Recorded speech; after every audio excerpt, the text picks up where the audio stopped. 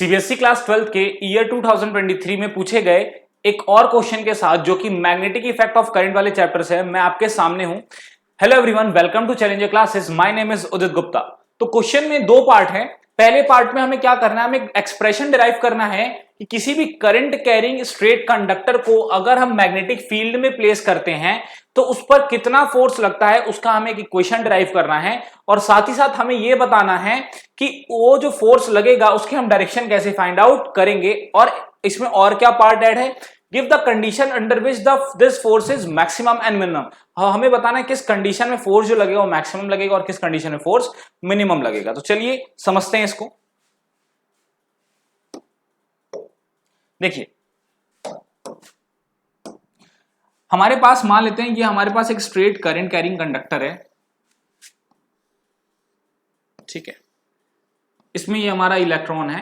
अच्छा, अगर straight current carrying conductor है तो कंडक्टर में करंट कैसे आता है, फ्लो ऑफ इलेक्ट्रॉन के फ्लो से करंट आता है। तो मान लेते हैं इलेक्ट्रॉन जो है वो इस डायरेक्शन में फ्लो कर रहा है, इलेक्ट्रॉन इस डायरेक्शन में फ्लो कर रहा है, ठीक है। फ्लो ऑफ इलेक्ट्रॉन, और किस वेलोसिटी से कर रहा है, ड्रिफ्ट वेलोसिटी, क्योंकि इलेक्ट्रॉन को जो फ्लो होता है जिस वेलोसिटी से होता है उस वेलोसिटी को हम ड्रिफ्ट वेलोसिटी कहते हैं, ठीक है। अच्छा, मान लेते हैं सपोज दैट मैग्नेटिक फील्ड कुछ ऐसे है, तो करंट ऐसे, अगर इलेक्ट्रॉन इस तरफ फ्लो करेगा तो करंट जो होगा वो कंडक्टर में इस तरफ होगा। और मान लेते हैं कंडक्टर की लेंथ जो है वो L है और ये क्रॉस सेक्शन एरिया A है, ठीक है। तो अब हमारे कंडक्टर में करंट है, करंट का फ्लो हो रहा है यानी इलेक्ट्रॉन्स फ्लो कर रहे हैं। अब हमें क्या करना है, हमें यह बताना है कि कितना फोर्स लगेगा इस कंडक्टर पर अगर हम इस कंडक्टर को मैग्नेटिक फील्ड में रख देते हैं, अगर इसमें करंट फ्लो कर रहा है। तो अभी हम पढ़ के आए हैं या हमने पढ़ा हुआ है कि अगर कोई भी इलेक्ट्रॉन या कोई भी चार्ज मैग्नेटिक फील्ड में रखा जाता है और वो मोशन करता है तो मूविंग चार्ज पर इलेक्ट्रिक फील्ड क्या करती है, फोर्स लगाती है। और कितना लगाती है, कितना फोर्स लगाती है, F is equals to q V cross V, इतना फोर्स लगाती, ठीक है। अगर मेरा एक इलेक्ट्रॉन है तो एक इलेक्ट्रॉन पर कितना फोर्स काम करेगा, अगर मेरा एक इलेक्ट्रॉन है तो एक इलेक्ट्रॉन पर कितना फोर्स काम करेगा, इलेक्ट्रॉन पर चार्ज माइनस ही होता है, V क्रॉस V करेगा। तो क्या सिर्फ एक इलेक्ट्रॉन होता है क्या कंडक्टर में, जब करंट फ्लो करता है कंडक्टर से तो क्या सिर्फ एक इलेक्ट्रॉन होता है, नहीं, बहुत सारे इलेक्ट्रॉन्स होते हैं।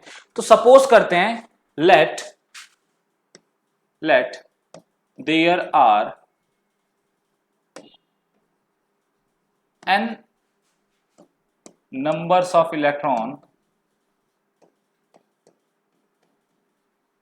पर यूनिट वॉल्यूम। हम मान लेते हैं कि जो हमारा पर यूनिट वॉल्यूम है, एक यूनिट वॉल्यूम में n इलेक्ट्रॉन है, तो टोटल इलेक्ट्रॉन कितने होंगे, टोटल इलेक्ट्रॉन कितने होंगे पूरे वॉल्यूम में, टोटल इलेक्ट्रॉन कितने होंगे। देखो, अगर एक यूनिट वॉल्यूम में n नंबर ऑफ इलेक्ट्रॉन है तो टोटल वॉल्यूम में कितने होंगे। तो हम क्या करेंगे, जो हमारा वॉल्यूम होगा उसका एक यूनिट वॉल्यूम में, अगर देखो मेरे पास सपोज दैट अगर एक रूम में एक मतलब हमारे पास अगर 100 रूम है और एक रूम में अगर 10 बच्चे तो 100 में कितने होंगे, आप 10 इंटू 100 कर दोगे, मतलब एक रूम में जितने बच्चे उसका मल्टीप्लाई नंबर ऑफ रूम से कर दोगे, टोटल नंबर ऑफ रूम से। वैसे ही अगर एक यूनिट वॉल्यूम में n इलेक्ट्रॉन है तो टोटल वॉल्यूम में कितने होंगे, टोटल वॉल्यूम जो तो आपका टोटल वॉल्यूम है उसका मल्टीप्लाई कर दो आप किससे, जितने इलेक्ट्रॉन एक यूनिट वॉल्यूम में है। तो यहां पर टोटल वॉल्यूम कितना है, तो वॉल्यूम निकालने का तरीका क्या होता है, area into length, cross section area into length से वॉल्यूम आता है, cross section area into length से क्या आता है, वॉल्यूम आता है। तो पहले मैं लिख देता हूं n into volume, total electron कितना होगा, एक यूनिट वॉल्यूम n इलेक्ट्रॉन है तो टोटल वॉल्यूम में कितने होंगे, number of electron per unit volume into total volume, और टोटल वॉल्यूम है कितना Al, तो टोटल इलेक्ट्रॉन हो कितने का, NaL होगा। अगर एक इलेक्ट्रॉन पर इतना फोर्स काम करेगा तो टोटल फोर्स कितना काम करेगा सारे इलेक्ट्रॉन्स पर, टोटल फोर्स या नेट फोर्स बोल देंगे, टोटल फोर्स कितना होगा, टोटल फोर्स को मान लेते हैं कैपिटल F ही रखते हैं, इसको स्मॉल f कर लेते हैं ना, थोड़ा डिफरेंशिएट करने में सही रहेगा।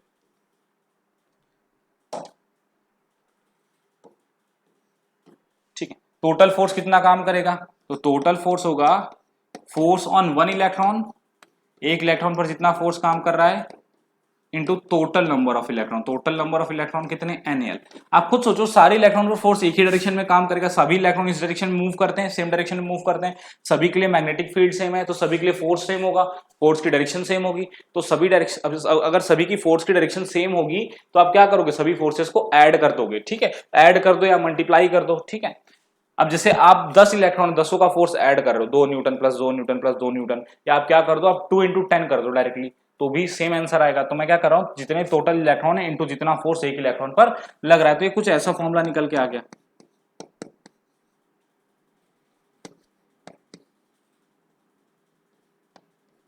हाँ VD कर देता हूं। अब आप समझना मेरी बात, देखिए यहां पर हम ना लेंथ को एज अ वेक्टर ट्रीट करेंगे, लेंथ को एज अ वेक्टर ट्रीट करेंगे। देखिए अगर मैं L इंटू VD लिखता हूं, लेंथ इंटू VD लिखता हूं, तो VD की डायरेक्शन इधर है, VD की डायरेक्शन इधर है, और L इंटू VD का मतलब क्या हो जाएगा, L इंटू VD हमें एक क्वांटिटी मिलेगी। यहाँ L को हम एज अ स्केलर ले रहे हैं, L का डायरेक्शन नहीं ले रहे हैं हम, डायरेक्शन किसका ले रहे हैं, VD का ले रहे हैं। और अगर हम VD का मैग्नीट्यूड लें और L का डायरेक्शन ले तो क्या होगा, देखो L और VD का मैग्नीट्यूड तो सेम है दोनों, हमको ये बात अच्छे से पता है कि L और VD का मैग्नीट्यूड क्या है, सेम है। लेकिन अगर L की डायरेक्शन में कहूं तो L की डायरेक्शन और VD की डायरेक्शन अपोजिट है, तो ये इक्वल एंड अपोजिट वेक्टर जैसे बन जाएंगे। ये क्या बन जाएंगे, इक्वल एंड अपोजिट वेक्टर। मैं क्या बोल रहा हूं फिर से समझना, अभी मेरी बात ध्यान समझना आप। देखो यहां पर हम मान लेते हैं जो लेंथ है हमारा ये जो लेंथ है कंडक्टर का, ये एक वेक्टर क्वांटिटी है, और इसकी जो डायरेक्शन है वो करंट के डायरेक्शन के अलॉन्ग है। किस डायरेक्शन के अलॉन्ग है, करंट। तो करंट किस डायरेक्शन में फ्लो कर रहा है, VD का अपोजिट डायरेक्शन में। अगर मैं VD इंटू L कर दूं, VD इंटू L कर रहा हूं, यहां पर मैं VD को वेक्टर मान रहा हूं और L को स्केलर मान रहा हूं, ठीक है। और मैं एक बार क्या कर रहा हूं, VD इंटू L कर रहा हूं, जहां पर L वेक्टर हो जाएगा और VD स्केलर हो जाएगा। तो देखो मैग्नीट्यूड तो दोनों क्वांटिटीज का सेम है, तो आपका दोनों का जो मल्टीप्लिकेशन के बाद मैग्नीट्यूड आएगा वो तो सेम आएगा। लेकिन क्योंकि VD और L की डायरेक्शन बिल्कुल अपोजिट है, तो जब आप VD को वेक्टर मानोगे और L को वेक्टर मानोगे, तो उस केस में जो डायरेक्शन हो जाएगी ना, जो रिजल्टेंट जो मल्टीप्लाई करके जो आपको रिजल्टेंट मिलेगा, उसकी डायरेक्शन क्या होगी, अपोजिट होगी। तो यहाँ पर आपका L into VD will be equals to minus VD into L। जब हम एक केस में VD को वेक्टर लेंगे और एक को L को, इस L को अंदर मल्टीप्लाई कराते हैं, इस L को अंदर मल्टीप्लाई कराते हैं, इस माइनस साइन के साथ, या रहने देते हैं माइनस साइन को, L को अंदर ले जाते हैं, L इंटू VD। तो L इंटू VD किसके बराबर होगा आपका, L इंटू VD आपका बराबर होगा, वहां से देखो जो मैंने अभी बताया वो होगा माइनस VD इंटू L के, माइनस VD इंटू L के। यहाँ L की जो मैं डायरेक्शन ले रहा हूँ, लेंथ की जो मैं डायरेक्शन ले रहा हूँ, करंट के अलॉन्ग ले रहा हूँ। माइनस VD अब हमारी स्केलर क्वांटिटी हो गई, मैं इसको क्या निकालूंगा, मैं इसको बाहर निकाल लूंगा, कॉमन कर लूंगा।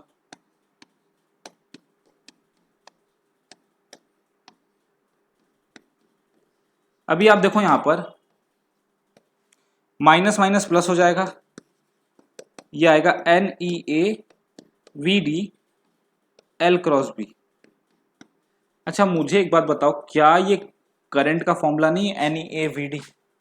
करंट का फॉर्मूला करंट इलेक्ट्रिसिटी में पढ़ा था, इसको क्या बोलते हैं, इसको करंट बोलते हैं। तो फोर्स क्या आ गया हमारा, I L क्रॉस B। तो किसी करंट कैरिंग वायर को या कंडक्टर को अगर आप मैग्नेटिक फील्ड में रखते हो, तो उस पर जो फोर्स काम करता है वो इतना करता है, I into L cross B. यहाँ जो लेंथ होता है हमारा, वो लेंथ की जो डायरेक्शन हम ले रहे हैं वो करंट के अलॉन्ग ले रहे हैं। किसके अलॉन्ग ले रहे हैं, करंट के अलॉन्ग ले रहे हैं। अच्छा यहाँ पर किस तरीके से हम डायरेक्शन का पता करेंगे, हम यूज करेंगे फ्लेमिंग लेफ्ट हैंड रूल का। हम किसका यूज करेंगे, फ्लेमिंग्स लेफ्ट हैंड रूल। हम फ्लेमिंग लेफ्ट हैंड रूल का यूज करेंगे डायरेक्शन का पता करने के लिए, ठीक है। कैसे करेंगे, जैसे इस कंडीशन में मान लेते हैं मैग्नेटिक फील्ड ऊपर है, करंट इस तरफ फ्लो कर रहा है, ठीक है। तो ये हमारा क्या होता है, ये हमारा लेफ्ट हैंड है, thumb for force, this finger is for index, forefinger is for आपका magnetic field and middle finger is for current. अब आप ऐसे याद कर सकते हो, फादर मदर चाइल्ड, हायरार्की क्या होती है घर में, पहले पापा फिर मम्मी फिर बच्चे, पहले पापा की बात सुनी जाएगी, फिर मम्मी की, फिर बच्चों की। तो हायरार्की फॉलो करो, father mother child, F for father, F for force, M for mother, M for magnetic field, C for child, C for current. तो फादर मदर चाइल्ड, ये हायरार्की फॉलो करो लेफ्ट हैंड रूल में। अब देखो यहाँ पर आपका मैग्नेटिक फील्ड किधर है, ऊपर की तरफ है, करंट इधर है, तो फोर्स कंडक्टर पर कहां लग रहा है, बाहर की तरफ लग रहा है। कंडक्टर पर फोर्स कहां लग रहा है, बाहर, मतलब अगर कंडक्टर ऐसे रखा है तो इस पे बाहर इस तरफ फोर्स लग रहा है, इस तरफ ढकेला जा रहा है, मैग्नेटिक फील्ड इसको इस तरफ ढकेल रही है, ठीक है। तो इस तरीके से आप डायरेक्शन का पता कर सकते हो। अगला क्या है, अब हमसे पूछा था मैक्सिमम और मिनिमम कब होगा, तो आप देखो, आप यहां पर ध्यान से देखो, अगर मैं इसको ओपन करूं मैग्नीट्यूड के फॉर्म में तो हो जाएगा LB sin थीटा। तो आपने एक लेंथ ऑफ कंडक्टर ले लिया, लेंथ तो फिक्स हो गई, करंट फ्लो करा दिया, करंट फिक्स हो गया, एक फिक्स मैग्नेटिक फील्ड में रख दिया, तो किस फैक्टर को चेंज करोगे तो फोर्स जो होगा वो बढ़ेगा या घटेगा, वो है एंगल, कि आपका मैग्नेटिक फील्ड के साथ जो आपका जो लेंथ का जो एंगल बन रहा है, यानी जो करंट का जो फ्लो हो रहा है, ठीक है, वो किस डायरेक्शन में हो रहा है उससे डिपेंड करेगा। अगर यहां पर साइन थीटा मैक्सिमम वैल्यू कम देता है 90 डिग्री पर, अगर हमारा थीटा 90 डिग्री हो जाएगा, यानी मैक्सिमम, अगर हम अपने साइन थीटा को मैक्सिमम करते हैं तो फोर्स मैक्सिमम काम करेगा। यानी अगर हमारा जो कंडक्टर रखा हुआ है उसमें जो करंट फ्लो कर रहा है या जो लेंथ है कंडक्टर का, अगर वो मैग्नेटिक फील्ड के साथ 90 डिग्री बना है, कैसा, जैसे यहां बना रहा है 90 डिग्री बना है, तो उस केस में फोर्स मैक्सिमम लगेगा, और कितना लगेगा, ILB लगेगा। क्यों, क्योंकि साइन 90 1 हो जाता है, साइन 90 क्या होता है, 1 हो जाता है। मिनिमम कब लगेगा, मिनिमम कब लगेगा फोर्स, मिनिमम तब लगेगा जब हमारा थीटा कितना हो जाएगा, थीटा हो जाएगा 0 डिग्री। 0 डिग्री पे फोर्स क्या हो जाएगा, 0 हो जाएगा, कितना हो जाएगा, 0 हो जाएगा, ठीक है। तो यहाँ पर F min कितना हो जाएगा, 0, ठीक है। तो ये मैक्सिमम और मिनिमम फोर्स की कंडीशन भी आ गई, ठीक है। इसको लिख लीजिए आप लोग, ये डेरिवेशन ही है पूरा का पूरा।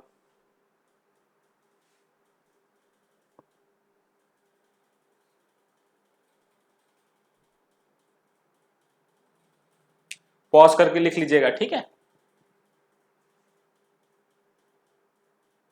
चलिए अपना नेक्स्ट पार्ट की तरफ बढ़ते हैं।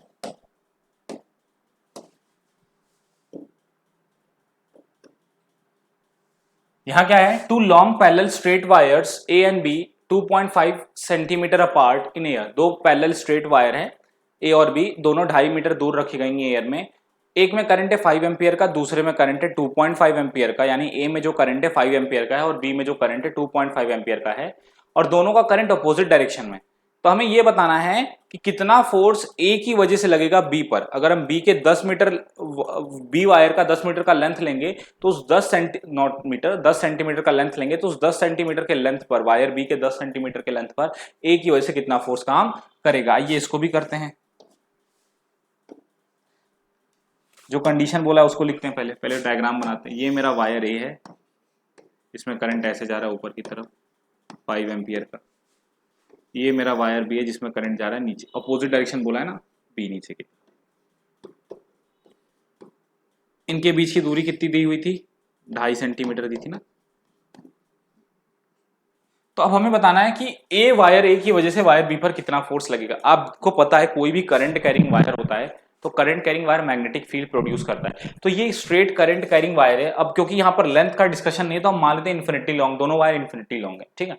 तो A की वजह से कुछ मैग्नेटिक फील्ड होगा चारों तरफ, वो किस तरफ होगा, हमें पता है कि कोई भी करंट कैरिंग वायर होता है उसकी तरफ, उसकी वजह से मैग्नेटिक फील्ड होता है। डायरेक्शन कैसे निकालते हैं स्ट्रेट करंट कैरिंग वायर की मैग्नेटिक फील्ड की, तो हम उसके लिए क्या करेंगे, अपने राइट हैंड थंब रूल का यूज करेंगे, थंब करंट की डायरेक्शन में। और यहाँ आप देख सकते हो ये हमारा पाम कहाँ को हिट कर रहा है, इनसाइड द प्लेन। तो यहाँ जो मैग्नेटिक फील्ड है वो इनसाइड द प्लेन है, जो हमारे वायर A की वजह से जो मैग्नेटिक फील्ड है वो कहाँ है, इनसाइड द प्लेन। अब देखिए यहाँ पर वायर A की वजह से यहाँ मैग्नेटिक फील्ड है, और यहाँ पर मतलब जो वायर B है, हमारा वायर B एक मैग्नेटिक फील्ड में रखा है, वो मैग्नेटिक फील्ड किसकी है, वायर A की है। तो अगर कोई करंट कैरिंग वायर किसी मैग्नेटिक फील्ड में रखा जाए तो उस पर फोर्स काम करता है, तो वही फोर्स हमें निकालना है। तो यहाँ पर देखिए पहले वायर A की वजह से कितनी मैग्नेटिक फील्ड होगी वो हम देखते हैं। Magnetic field due to wire A, तो वो इन्फिनिटली लॉन्ग वायर जो होती है ना उसकी मैग्नेटिक फील्ड का फॉर्मूला बहुत सिंपल है, 2KI/A, ये फॉर्मूला होता है 2KI/A।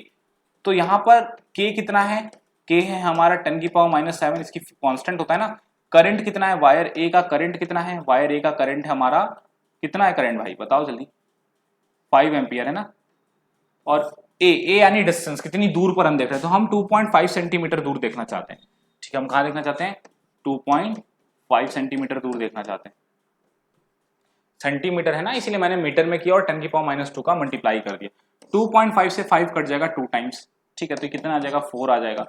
10⁻⁻² ऊपर जाएगा तो +2 हो जाएगा, -7 + 2 -5 बचेगा, क्या बचेगा, -5। तो इतनी मैग्नेटिक फील्ड ए की वजह से उस पॉइंट पर जहां पर आपका वायर बी रखा हुआ है, तो वायर बी इतनी मैग्नेटिक फील्ड में प्लेस्ड है, तो फोर्स कितना काम करेगा, फोर्स क्या होता है I L B sine theta, I L B sine theta, ये होता है फोर्स। तो force on wire B due to A क्या होगा, करंट कितना है वायर बी का, लेंथ कितना है वायर बी का, मैग्नेटिक फील्ड किसकी है, ए की वजह से है। अच्छा आप देख सकते हो यहां एंगल कितना बन रहा है, करंट नीचे जा रहा है और मैग्नेटिक फील्ड अंदर है, करंट नीचे है मैग्नेटिक फील्ड अंदर है, कितना एंगल बनेगा 90 डिग्री बनेगा ना। करंट अंदर की तरफ है, magnetic sorry not current, magnetic field अंदर की तरफ है और करंट नीचे की तरफ, तो कितना एंगल बन रहा है ये 90 डिग्री बन रहा है। मैग्नेटिक फील्ड अंदर करंट नीचे, कितना एंगल बना रही है 90 डिग्री का एंगल बना रहे, तो साइन 91 हो जाएगा, तो इसलिए मैं साइन 90 नहीं लिखूंगा। वायर बी में करंट कितना है 2.5 है, लेंथ कितना है, देखो यहां लेंथ एक्चुअली हमें 10 सेंटीमीटर ही लेना है, क्योंकि हमें 10 सेंटीमीटर की लेंथ पर लगने वाला फोर्स पता करना है, तो हम मान लेंगे वायर बी की जो लेंथ है वो 10 सेंटीमीटर ही है, ठीक है। तो 10 सेंटीमीटर, 10 सेंटीमीटर से मीटर में जाएंगे। अच्छा मैग्नेटिक फील्ड कितना ए की वजह से है 4 इंटू 10 की पावर -5 टेस्ला। सॉल्व करते हैं इसको, तो 2.5 इंटू 4 10 आता है, 10 इंटू 10 इंटू 10 की पावर -7, क्योंकि -2 और -5 -7, 10 इंटू 10 100, 100 यानी 10 का स्क्वायर हो गया ये, इंटू 10 की पावर -7, तो कितना आ रहा है 10 की पावर -5 न्यूटन। तो इतना फोर्स काम करेगा वायर बी पर वायर ए की वजह से, ठीक है, इतना फोर्स काम करेगा। अच्छा डायरेक्शन क्या होगी फोर्स की बताना, हम क्या यूज करेंगे अपना फ्लेमिंग, कौन सा यूज करेंगे, अभी जस्ट पहले डिस्कस किया Fleming left hand rule use करेंगे। ये फोर्स है, ये मैग्नेटिक फील्ड है, ये करंट है। मैग्नेटिक फील्ड अंदर करंट नीचे, तो फोर्स किधर काम कर रहा है राइट साइड, मैग्नेटिक फील्ड अंदर करंट नीचे, फोर्स किधर काम कर रहा है राइट साइड, तो जो फोर्स लगेगा वायर बी पर ए की वजह से वो किस तरफ काम करेगा राइट साइड काम करेगा, ठीक है। हो गया ये हमारा, इसको लिख लीजिएगा।